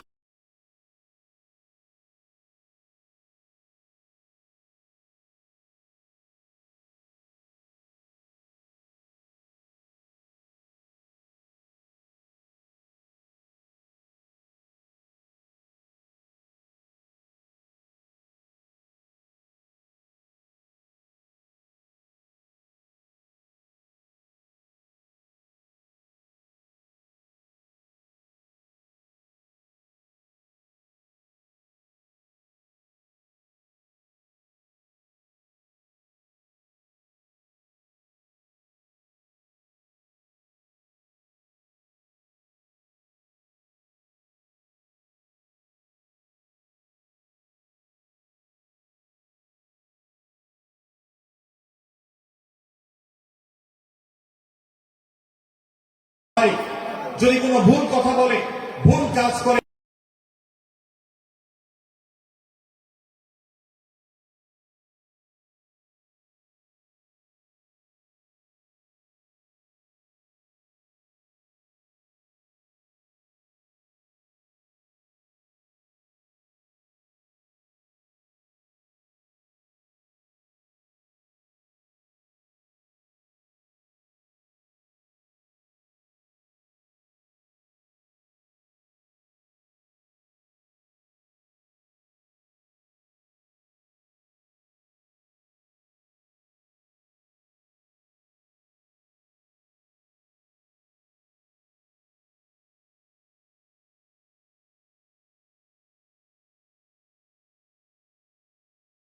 জাহান্নামে আমরা এনজয় করি, আমরা হাসাহাসি করি। আমাদের রুচি নষ্ট হতে হতে আজ এই পর্যায়ে এসেছে যে এটা আমাদের এনজয়ের বিষয় হয়েছে, এটা আমাদের আনন্দের বিষয় হয়েছে। ভাইরা আমার, সূরা হুজুরাতে এই আয়াত, অর্থাৎ 11 নম্বর আয়াত, এই আয়াত বলছে আমাদের জন্য কোন মুসলমানকে, কোন মানুষকে ব্যঙ্গ বিদ্রুপ করা হারাম। কোন মুসলমানকে ব্যঙ্গ বিদ্রুপ করা কি হারাম। অতএব আপনি রসিকতা করে যদি কারোর সাথে ব্যঙ্গ বিদ্রুপ করেন এবং সেটা যদি তার মনে কষ্ট হওয়ার কারণ হয়, তিনি যদি সমাজের মানসিকতায় হেয় প্রতিপন্ন হন, তাহলে ইসলামী শরীয়তের দৃষ্টিকোণ থেকে সারা বিশ্বের সমস্ত ওলামাদের ঐক্য মধ্যে সেটা হারাম। আমরা চুরি করা হারাম জানি, আমরা ডাকাতি করা হারাম জানি, আমরা মাদক সেবন করা হারাম জানি, আমরা নামাজ ত্যাগ করা হারাম জানি। এই সমস্ত হারাম থেকে আমরা অনেকেই বেঁচে থাকি, কিন্তু আমি আমার মুসলমান ভাইয়ের চরিত্র হনন করছি। শুধুমাত্র সাধারণ জীবনযাত্রার ক্ষেত্রে করছি তা নয়, এমনকি ধর্মের নামে, ইসলাম প্রচারের নামে, দাওয়াতের নামে আমরা আমাদের প্রতিপক্ষ মুসলমান ভাইকে নিয়ে অনেক সময় ব্যঙ্গ বিদ্রোহ করি, হাসাহাসি করি, তাকে ছোট করি, তাচ্ছিল্য করি, হেয় করি, তার সম্মানহানি করি। আমরা জানি না আমাদের প্রিয় নবী সাল্লাল্লাহু আলাইহি ওয়াসাল্লাম এর একটা হাদিস আমাদের সামনে রয়েছে, সহিহ মুসলিমে বর্ণিত হয়েছে। নবী করিম সাল্লাল্লাহু আলাইহি ওয়াসাল্লামের এই হাদিস আজ সবচেয়ে অসহায় হাদিস। অসহায় হাদিস এই জন্য বললাম যে আজকে এই হাদিসের উপরে কেউ আমল করে না, এই হাদিসটাকে কেউ পাত্তা দেয় না, এই হাদিসকে কেউ গুরুত্ব দেয় না। অথচ এই হাদিস প্রত্যেক মুসলমানের বুকে বুকে ঝুলিয়ে রাখা দরকার। এই হাদিস আমাদের ঘরে ঘরে ঝুলানো দরকার। এই হাদিস আমাদের অফিসগুলোতে শোভা পাওয়া দরকার। এই হাদিস আমাদের জীবনে বাস্তবায়ন হওয়া দরকার। নবী করিম সাল্লাল্লাহু আলাইহি ওয়াসাল্লাম সেই হাদিস বর্ণনা করেছেন। আবু হুরায়রা রাদিয়াল্লাহু তাআলা আনহু তিনি বলেছেন, লা তাহাসাদু, লা তাহাসাদু, হে মুসলমানরা, তোমরা কেউ কাউকে কখনো হিংসা করবে না, কেউ কাউকে হিংসা করবে না। আমাদের মধ্যে হিংসা আছে না নাই? হিংসা আছে না নাই? আমরা একে অন্যকে হিংসা করি। একদল মুসলমান অন্য দল মুসলমানকে হিংসা করে, কেউ কারো ভালো দেখতে পারে না। ভাইরা আমার, আল্লাহ নবী বলেছেন, লা তাহাসাদু, তোমরা একে অন্যকে হিংসা করো না। ওয়ালা তানাজাসু, কেনা বেচা করতে গিয়ে কেউ কাউকে ধোঁকা দিও না, প্রতারণা করো না। ওয়ালা তাবাগাদু, তোমরা একে অন্যের সাথে শত্রুতা বিদ্বেষ পোষণ করবে না। ওয়ালা তাদাবারু, তোমাদের কেউ যেন কারোর পেছনে লেগে না থাকে, কাউকে অবজ্ঞা যেন না করে। ওয়ালা ইয়াবি আহাদুকুম আলা বাই'i আখিহি, এবং তোমাদের কেউ যেন আরেকজনের কেনাবেচার উপরে সেখানে ইন্টারফেয়ার করে সে যেন সেখানে কোন প্রকার ক্ষতিগ্রস্ত কাউকে না করে। ওয়া কুনু ইবাদাল্লাহি ইখওয়ানা, হে মুসলমানরা, তোমরা আল্লাহর বান্দা, ভাই ভাই হয়ে থাকো। তোমাদের মধ্যে মত পার্থক্য থাকুক, দলগত মত পার্থক্য, অবস্থানগত মত পার্থক্য, ধর্মগত মত পার্থক্য, মাযহাব মাসলাকগত মত পার্থক্য থাকুক, কিন্তু তোমরা আল্লাহর বান্দা, ভাই ভাই হয়ে থাকো।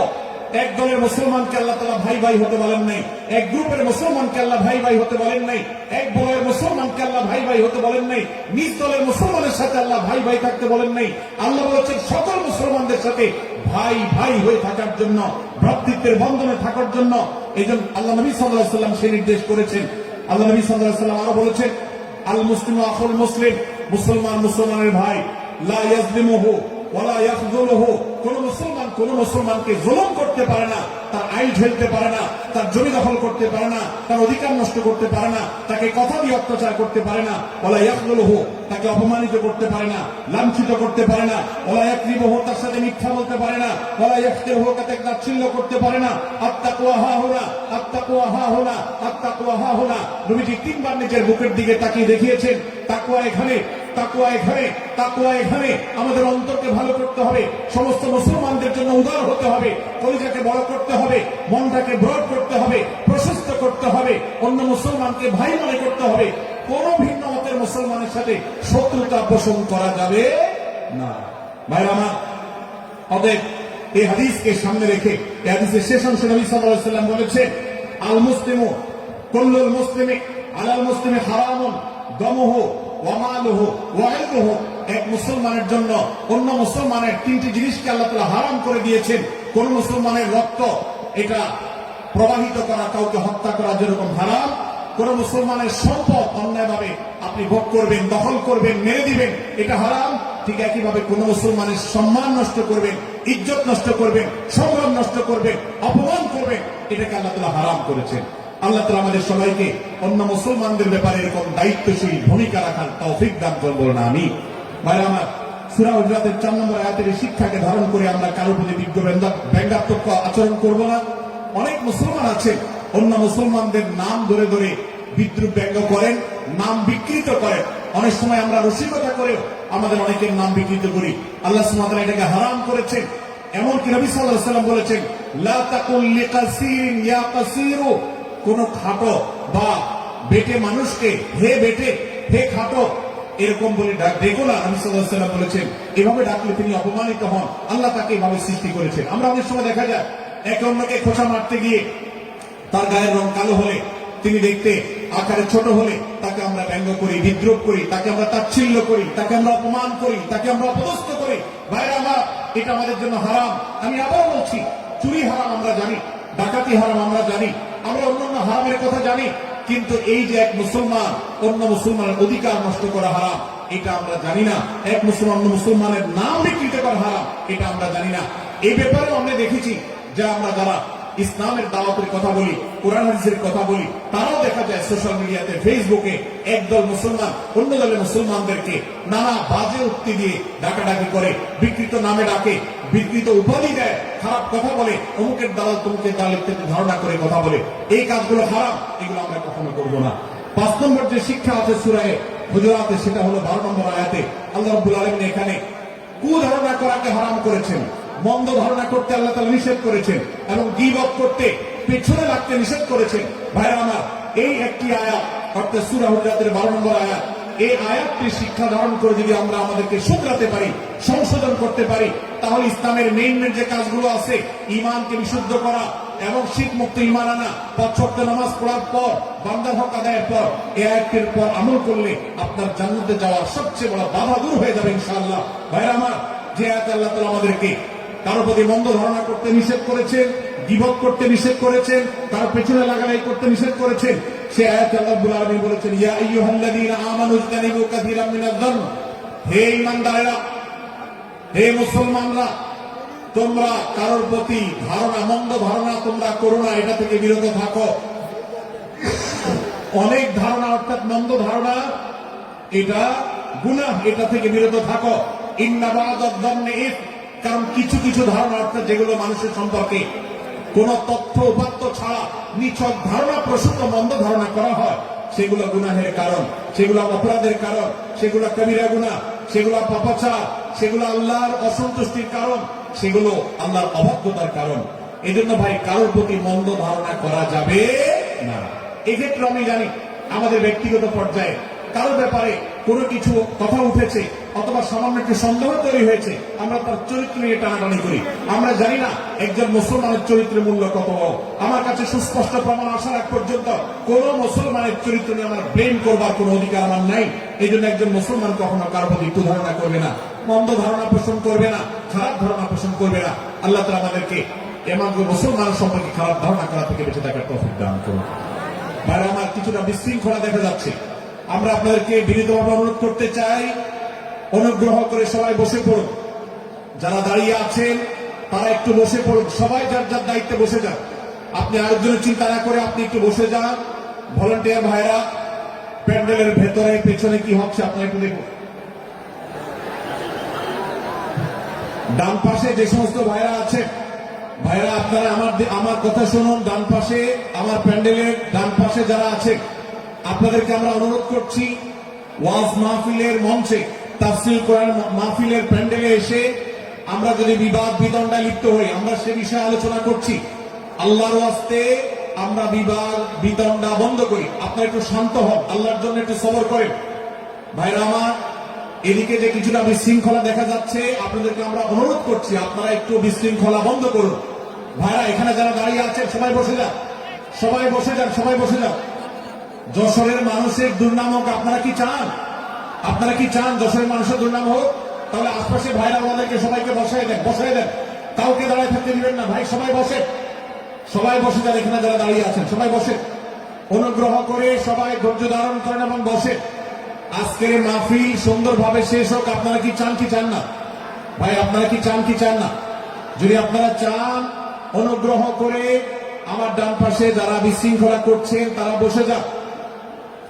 আপনাদেরকে আমরা অনুরোধ করছি এখান থেকে বসে যান। আপনারা কি ডক্টর মিজানুর রহমান আজহারীর সাথে আলোচনা শুনতে চান কি চান না? যদি চান তাহলে মেহেরবানি করে আওয়াজ বন্ধ করে পরিবেশ শান্ত করে। এখানে অল্প কিছু মানুষের মধ্যে বিশৃঙ্খলা দেখা যাচ্ছে। কোন কারণে এত বড় মাহফিল, এত মানুষের, লাখো লাখো মানুষের সমাগম, এখানে কোনো কারণে ঝামেলা হতেই পারে, কিন্তু আমরা অনুগ্রহ করে ধৈর্য ধারণ করি। ধৈর্য কোথায়? সবাই বসে যায়। সবাই বসে যান, আওয়াজ বন্ধ করে। ভলান্টিয়ার ভাইয়েরা এদিকে বিনয়ের সাথে মানুষদেরকে বসানোর জন্য চেষ্টা করেন। আশপাশের যারা আছেন বসে তারা দাঁড়ানো ভাইদেরকে হাতে পায়ে ধরে বসান, সবাই সবাইকে টান দিয়ে বসান।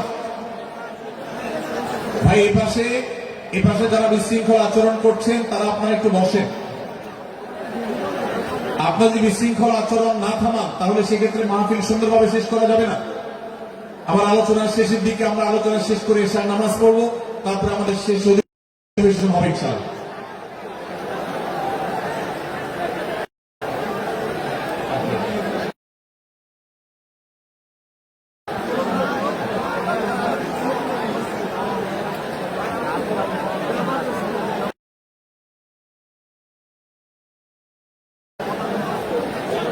ভাই মেহেরবানি করে আপনারা শান্ত হন।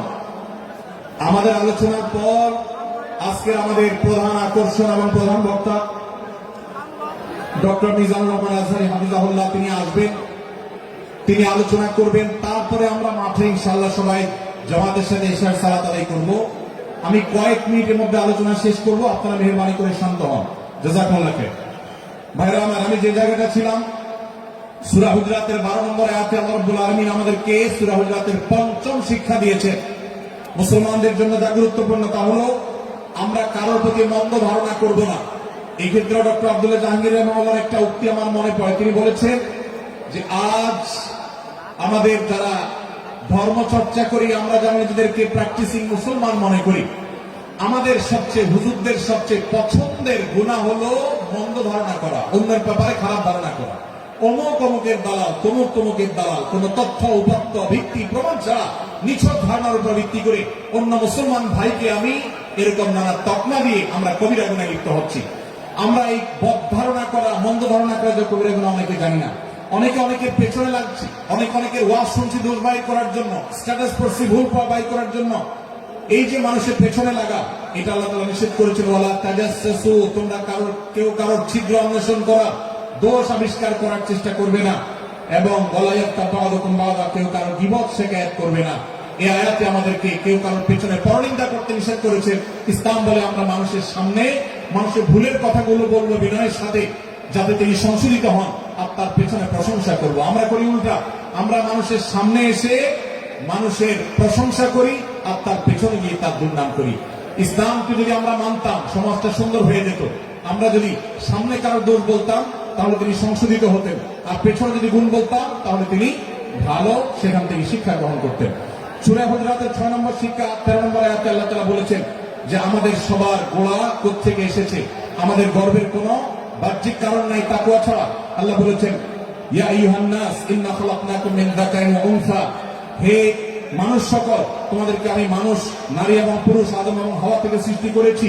ওয়াজআলনাকুম শুউবান ওয়া ক্বাবাইলা লিতাআরাফু, বিভিন্ন গোত্রে তোমাদেরকে আমি বিভক্ত করেছি পরিচয় জানার জন্য, শুধুমাত্র। আর আল্লাহ বলেছেন শেষে ইন্নাল্লাহা আলিমুন খাবীর, তোমরা কি করো আল্লাহ জানে। অতএব আমাদের কারোর উপর কারোর কোনো শ্রেষ্ঠত্ব নেই তাকওয়া ছাড়া। আল্লাহ বলেছেন ইন্না আকরামাকুম ইনদাল্লাহি আত্তাকুম, আমাদের মধ্যে সবচেয়ে মর্যাদাবান হবে তিনি যার মধ্যে তাকওয়া সবচেয়ে বেশি হবে। আমাদের কোনো বংশগত গৌরব, কোন অঞ্চলগত গৌরব, অন্য কোনো গৌরব আমাদের থাকবে না, শুধু তাকওয়ার গৌরব আমাদের থাকতে পারে। সেটাও গর্ব, নিষিদ্ধ গর্ব বা অহংকারের মতো নয়, বরং সেটা আমাদের বিনয়ের জায়গা। সর্বশেষ 7 নম্বর যে শিক্ষা সূরা হুজুরাতে রয়েছে সেটা 14 থেকে 18 নম্বর আয়াতে আল্লাহ তাআলা ঈমান এবং ইসলামের চিহ্ন উল্লেখ করেছেন। যে 6টা শিক্ষা উল্লেখ করা হয়েছে, এর আলোকে মুসলমানকে, মুনাফিককে সেটা নিরূপণ হবে। এই জন্য আল্লাহ তাআলা শেষে এটি উল্লেখ করেছেন। এই 7টি শিক্ষাকে ধারণ করে আমরা আমাদেরকে ভালো মুসলমান হিসেবে গড়ে তোলার চেষ্টা করব, আমাদের জীবনকে সাজাবার চেষ্টা করব। আল্লাহ তাআলা আমাদের সবাইকে তৌফিক দান করুন। আমি আবার এক নজরে বলে শেষ করছি, সূরা হুজরাত কোরআনে কারীমের 26তম পারা, একটি সূরা, 49 নম্বর সূরা, কোরআনের 18টি আয়াতের আছে। প্রথম থেকে 5 নম্বর আয়াত পর্যন্ত আল্লাহ রাসূলের সাথে আদব লেহাজ বজায় রাখা, শিষ্টাচার মেনটেন করা এবং সম্মানীয় ব্যক্তিদের সাথে এখান থেকে আমরা শিক্ষা নিয়ে আদব লেহাজ বজায় রাখা, তাদের সামনে আগ বেড়ে কথা না বলা, আগ বেড়ে কাজ না করা, উচ্চ কণ্ঠে কথা না বলা, শিক্ষা আল্লাহ দিয়েছেন। দ্বিতীয়ত, আমাদেরকে কোন সংবাদ, বিশেষ করে অনির্ভরযোগ্য তথ্যের সংবাদ শুনে আমাদেরকে কারো ব্যাপারে ধারণা করার আগে আল্লাহ তাআলা আমাদেরকে যাচাই করার শিক্ষা দিয়েছেন। আমরা যেন গুজবে, আমরা যেন ধারণা প্রসূত কোন তথ্যে আমরা যেন কান না দেই, সেই শিক্ষা আল্লাহ আমাদেরকে দিয়েছেন। এটি 6 থেকে 8 নম্বর আয়াতে, 9 থেকে 10 নম্বর আয়াতে আল্লাহ তাআলা মুসলমানদের দুই গ্রুপের মধ্যে গন্ডগোল দেখা দিলে মীমাংসা করতে বলেছেন। এবং 4 নম্বর শিক্ষা 11 নম্বর আয়াতে বিদ্রুপ করতে নিষেধ করেছেন আল্লাহ তাআলা, কারণ নাম ধরে ব্যঙ্গ করাকে হারাম করা হয়েছে। এবং 5 নম্বর শিক্ষা 12 নম্বর আয়াতে আল্লাহ তাআলা দিয়েছেন, কারোর প্রতি মন্দ ধারণা করা যাবে না, কারোর পেছনে লাগা যাবে না, এবং কারোর মন্দ নামে কাউকে ডাকা যাবে না, কারোর সমালোচনা তার পেছনে করা যাবে না, এগুলোকে হারাম করা হয়েছে। 6 নম্বর শিক্ষা 13 নম্বর আয়াতে আল্লাহ বলেছেন, আমাদের সবার মধ্যে কারোর কোনো শ্রেষ্ঠত্ব নাই তাকওয়া ছাড়া। যার তাকওয়া যত বেশি, আল্লাহ ভীতি যত বেশি, তিনি আল্লাহর কাছে তত শ্রেষ্ঠ এবং সেরা। 7 নম্বর সর্বশেষ শিক্ষা হলো 14 থেকে 18 নম্বর আয়াতে আল্লাহ রাব্বুল আলামিন ঈমানদারদের আলামত, মুনাফিকদের আলামত উল্লেখ করেছেন। সেখান থেকে শিক্ষা নিয়ে আমরা আমাদের ঈমানকে পরখ করার চেষ্টা করব, আমাদের আমলকে পরখ করার চেষ্টা করব। আল্লাহ তাআলা আমাদেরকে সূরা হুজুরাতের আলোকে আমাদের জীবনকে গঠন করার তৌফিক দান করবেন, আমিন। আল্লাহ তাআলা আমাদের সবাইকে আজকের এই তাফসীর কোরআন মাহফিল থেকে সূরা হুজুরাতের এই 7টি শিক্ষাকে ধারণ করে ভালো মুসলমান, যে মুসলমান সম্পর্কে নবীজি বলেছেন আল মুসলিম আখুল মুসলিম, মুসলমান মুসলমানের ভাই। যে হাদিসে নবীজি বলেছেন যে আল মুসলিম মান সালিম আল মুসলিমুনা মিন লিসানি ওয়া ইয়াদি, মুসলমান সে যার হাত আর মুখ দ্বারা অন্য কোন মুসলমান কষ্ট পায় না, নিরাপদে থাকে। আমরা আমাদের সমাজকে শান্তিপূর্ণ সুশৃঙ্খল রাখতে হলে আমাদেরকে মুসলমান হতে হবে, ভালো মানুষ হতে হবে। আমাদের হাত মুখ দ্বারা কেউ কষ্ট পাবে না, কারো হক নষ্ট করব না, কারো অধিকার নষ্ট করব না, কারো কষ্টের কারণ হব না, কাউকে আঘাত করব না, কাউকে গালি দিব না, কারোর কোন প্রকার অধিকার খর্ব করব না, জুলুম করব না। আল্লাহ তাআলা আমাদের সবাইকে কোরআন এবং হাদিস যে মুসলিমের চিত্র অঙ্কন করেছে, কোরআন এবং হাদিসে মুসলিমের যে রূপরেখা বর্ণনা করেছে, কোরআন এবং হাদিসে যে আদর্শ মুসলমানের চিত্র উপস্থাপন করেছে, আল্লাহ আমাকে, আপনাকে, আমাদের সবাইকে সেই মুসলমান হওয়ার তৌফিক দান করবেন, আমিন। ভাই আমার, আমরা মুসলমানরা যদি কোরআন হাদিসের আলোকে সে আদর্শ মুসলমান হতে পারি, বিশ্বের মানচিত্র পরিবর্তন হতে সময় লাগবে না, বাংলাদেশের পরিস্থিতি পরিবর্তন হতে সময় লাগবে না। তবে সবকিছুর আগে আমাদেরকে বদলাতে হবে, আমাদেরকে মুসলমান হতে হবে, কোরআন এবং হাদিসের বাস্তব অনুসারী হতে হবে। প্রকৃত কোরআন হাদিসের অনুসারী হতে পারলে ইনশাআল্লাহ ইসলামের জয় হবে, কোরআন হাদিসের বিজয় হবে, মুসলমানদের বিজয় হবে, মুসলমানদের দুর্দিনের পরিবর্তন আসবে। আমরা বিশ্ববাসীকে দেখাতে পারবো আমরা সবচেয়ে আদর্শবাদী, আমরা বিশ্বের মানবতার সবচেয়ে বড় আমরা অনুসারী এবং মানবতাকে সবচেয়ে বেশি প্রতিষ্ঠাকারী। আল্লাহ তাআলা আমাদের সবাইকে বিশ্ব মানবতাকে, আমাদের ইসলামের সৌন্দর্যকে আমাদের ব্যক্তি জীবনে চর্চা করার মধ্য দিয়ে, পরিবার এবং সমাজের চর্চা করার মধ্য দিয়ে ইসলামের সৌন্দর্যকে আল্লাহ তাআলা তুলে ধরার তৌফিক দান করুন। জাযাকুমুল্লাহু খায়রা ওয়া আখিরু দাওয়ানা আলহামদুলিল্লাহি রাব্বিল আলামিন। ওয়াসসালামু আলাইকুম ওয়া রাহমাতুল্লাহি ওয়া বারাকাতুহু। নারায়ে তাকবীর, লিল্লাহি তাকবীর। আল কোরআনের আলো, সংসদে জালো, বুকের মধ্যে জালো।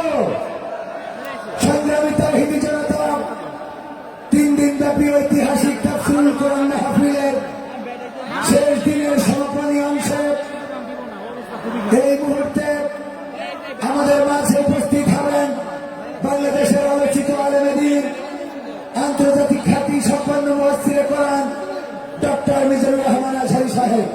আলোচনা পেশ করলেন মুহতারাম শায়েখ আহমদুল্লাহ হাফিজাহুল্লাহ। ডান দিকে যারা মাহফিলে বিশৃঙ্খলা করছেন, আমরা জানি এই জাতীয় বিশৃঙ্খলা করে মোবাইল চুরি করে এবং মানিব্যাগ চুরি করে।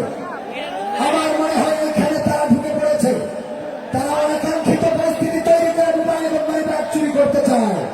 সুতরাং চোর যদি না হন, পরিবেশ ঠিক করে দিবেন। যদি চোর না হন, আমাদের স্বেচ্ছাসেবক প্রশাসনের বাইরে কোন কথা বললেন না। যদি সেটা বলেন তাহলে বুঝে নেব আপনি মোবাইল চোর, মানিব্যাগ চোর। চলে না, এই জাতীয় পরিস্থিতি তৈরি করে তার পকেট থেকে মানিব্যাগ এবং ফোন হাতিয়ে নিয়ে লাখ লাখ টাকা বিজনেস করে থাকে। এখানে সেই জাতীয় চোরের উৎপাত ঘটে চায়। দয়া করে কন্ট্রোল করুন। কন্ট্রোল করার জন্য বিনীতভাবে অনুরোধ করছি। আমাদের প্রশাসন, স্বেচ্ছাসেবক, পুলিশ, ডিবি যারা যেভাবে দিক নির্দেশনা দেবেন, প্রতিটা দিক নির্দেশনা ফলো করার জন্য বিনীতভাবে অনুরোধ। এটা আপনাদের কাছে প্রত্যাশা। যদি সেটা করেন, আগামীতে আবার এই প্রোগ্রাম হবে। যদি না করেন তাহলে প্রোগ্রাম হবে ইনডোর।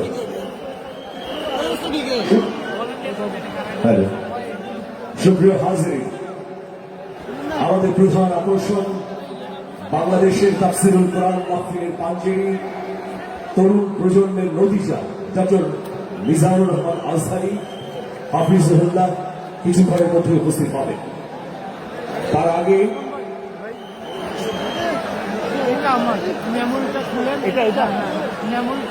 আমি একটু হারানো বিজ্ঞপ্তিগুলো বলতে চাই, এটা খুব জরুরি, এজন্যই বলছি।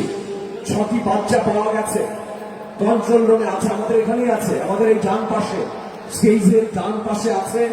6টি বাচ্চা পাওয়া গেছে। যাদের পাওয়া গেছে তাদের নাম আমি বলছি। তাহমিনা আক্তার রিমি, আমি মঞ্চে অনুরোধ করছি, মঞ্চে শেখ সুবহানুদ্দিন। 6টি বাচ্চা পাওয়া গেছে। তাহমিনা আক্তার রিমি, তার পিতার নাম তুরান, আবু হুরাইরার পিতা মুদাসসির আলী, সাজিদ সাতক্ষীরা যশোর থেকে এসেছে, বাবা মার কাছ থেকে বিচ্ছিন্ন হয়েছে। এরপর হচ্ছে আব্দুর রহমান, এদেরকে পাওয়া গেছে, আমাদের স্টেজের পাশে আছে। অনুগ্রহ করে বাবা মায়েরা এসে তাদের নিয়ে যাবেন। প্রিয় হাউজিন, এই মুহূর্তে মোহতারাম মনির ইসলাম মজুমদার, ইসলামী আলোচক এবং মিডিয়া ব্যক্তিত্ব কুমিল্লা, তিনি কিছু দিক নির্দেশনা দেবেন। আমাদের প্রধান আলোচক মোহতারাম ডক্টর মিজানুর রহমান আজহারি হাফিজুল্লাহ উপস্থিত হবার আগে এবার দিক নির্দেশনামূলক বক্তব্য রাখছেন। সংক্ষেপে দিক নির্দেশনা দিচ্ছেন আমাদের পরম শ্রদ্ধেয় আলোচক ডক্টর মিজানুর রহমান আজহারি হুজুরের মামা